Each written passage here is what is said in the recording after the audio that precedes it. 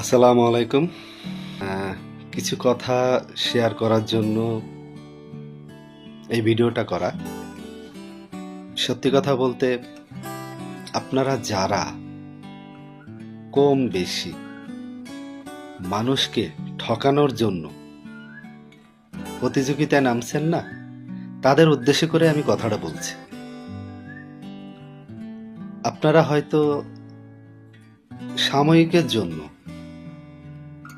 লাভবান হবেন, কিন্তু একটা কথা মনে রাখবেন, সেটা হচ্ছে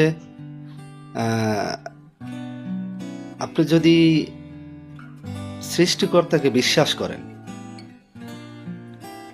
অবশ্যই আপনাকে বিশ্বাস করতে হবে, যেহেতু আপনি মানুষ, সৃষ্টি তো অবশ্যই আছে, অবশ্যই আমাদের সৃষ্টিকর্তাও আছেন নিঃসন্দেহে।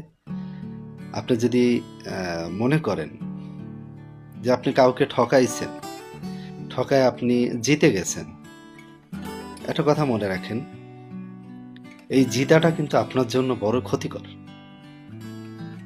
আপনি জিতছেন সাময়িকের জন্য, ভেবে রাখবেন।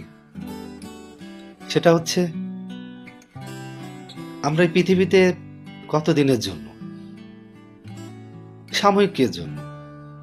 পৃথিবীতে থাকা এটা কিন্তু চিরস্থায়ী না, এটা সবাই জানে, কিন্তু আমি বুঝি না কেন যেন মানুষ না জানার ভান ধরে একজন আরেকজনের ক্ষতি করার জন্য উঠে পড়ে লাগছে, সাময়িক ভালো থাকার জন্য। তাদের উদ্দেশ্য করে বলছি, এগুলো বন্ধ করেন। এই ভালো থাকাটা আপনার জন্য বড় ক্ষতিকর। আখিরাতের কথা চিন্তা করেন। তখন কিন্তু আপনি আমাকে ঠকাইছেন না, আমার কাছে আপনাকে আসতে হবে।